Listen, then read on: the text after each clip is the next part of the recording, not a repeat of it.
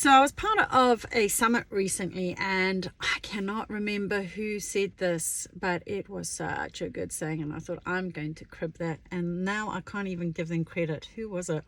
Might have been Trent Shelton. Don't know. Was it? And they said, your life is on the other side of yes. And I was like, ooh, I quite like that, you know? Your life is on the other side of yes. So let's sort of just break that down. Let's sort of like look into that. Okay. So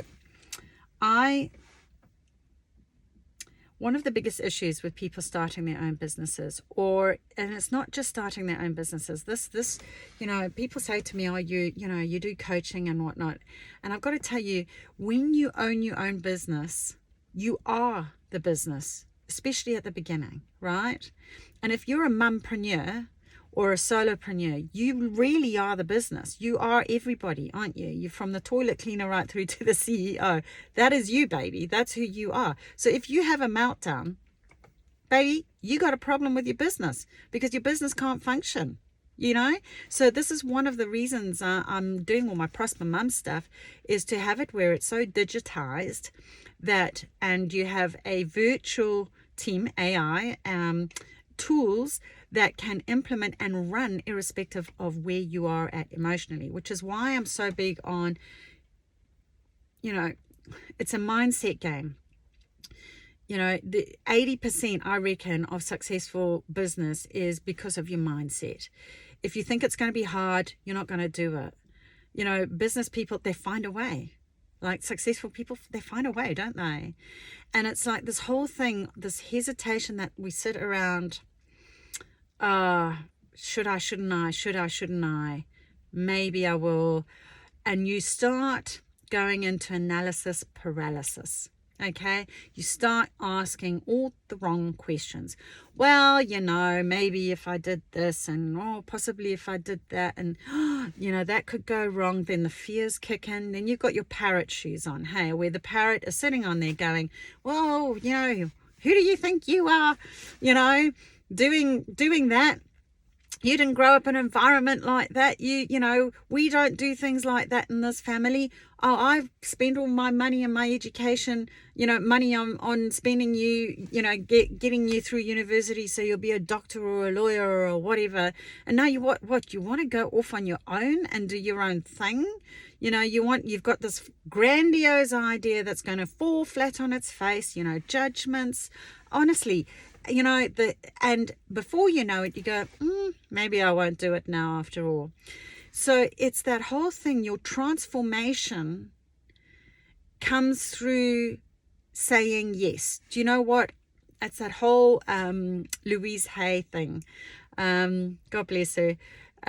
Feel the fear and do it anyway. It's like, just take the step. Like say I've got my shoes analogies that I always use, your shoes, your path, your way. Just take the step, just take a little step. Just put your little step shoes on if it's too overwhelming, if it's too big of an idea. But some little step every single day, before you actually know it, man, you won't believe how much traction you get just by taking just a tiny little step every day. Just saying, yes, I'm going to make time for me today, for my dreams today. Yes, I'm going to do that, So there was a really great analogy as well that was used where it was like, I talk about the 2mm shoes, and it's that tiny little, just a tiny little shift could really set you on the course that you need to go. So if you look on an aerial view of that, okay, when you're first taking your step, right, you bear off to one side, right? You think, man, that's such a tiny, it wasn't even worth it. But no, if you just keep doing that and doing that and doing that, you start diverting from the old path that's really not working for you.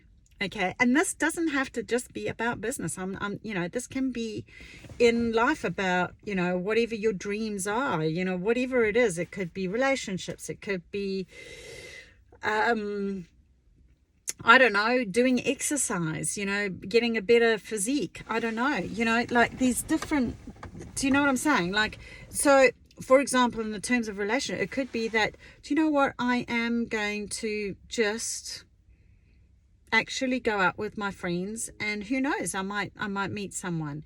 Or it might be that, you know, with your physical side, it might be that, you know what, I'm going to go for a walk just around the block today. And then the next day, you know, next week I'll do a bigger block. And then it'll be, so before you know it, it's, you know, I call my stretch shoes. Stretch yourself just a little bit each day. If you start stretching and stretching and you still keep going in the direction that you want to go, you just say, yes, I'm going to do that for me today. This is my dreams. And if people are bringing you down, if they're shouting you down, if you've got that toxic, you know, pond that I was talking about the other day, where, you know, it's just that environment is so toxic that they cursing, just go, I'm just going to sneak off and find a little hole where I can get out and just do my own thing. Don't tell them about it. They don't need to know. Don't, you know, if they're not going to support you, stuff them. That's what I say. You know, it's their shoes, their path, their way. They shouldn't be imposing their shoes on you. This is you, and this is your path, and it's your way, and you get to take just a little, yes, I'm going to do this for me. I'm going to do this because I love myself enough that I'm going to do this. And back to what I was saying earlier on, if you take the aerial view of that, you'll see that if you do enough of that over time, that path that you initially were on, you're way over here now. So if you had the drone going over the top, or a plane or a chopper, you know, you'll go, wow, that track's really gone quite far, where I never thought I would have done that. So something is better than nothing.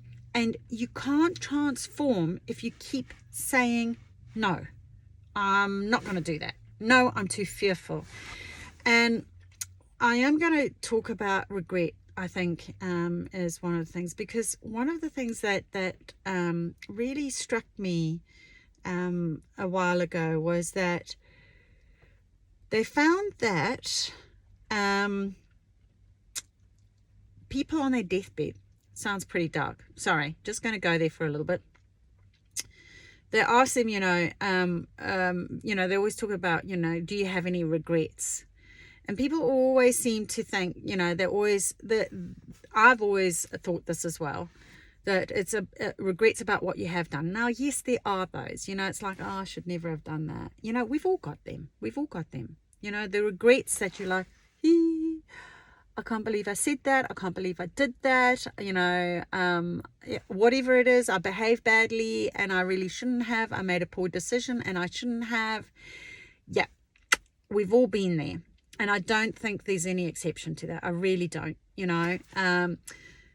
But do you know what they found when they did the research?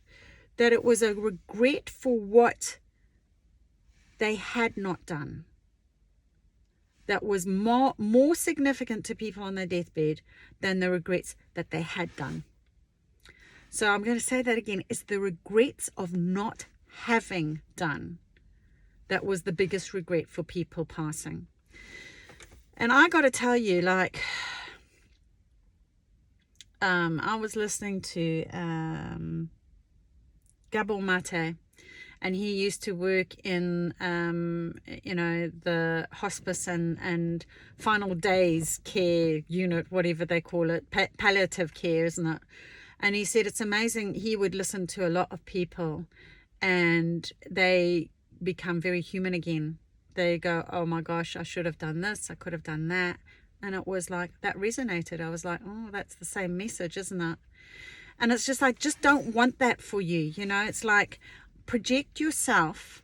It's a really good exercise. Project yourself 5 years from now and go into the future and go, right, if I keep on doing what I'm doing now and not follow what I actually want to do, I'm not going to do what I want to do. I'm just going to stay put. I'm going to do what I've always done because I don't want to rock the boat. I'm too fearful. I'm not going to take that next step.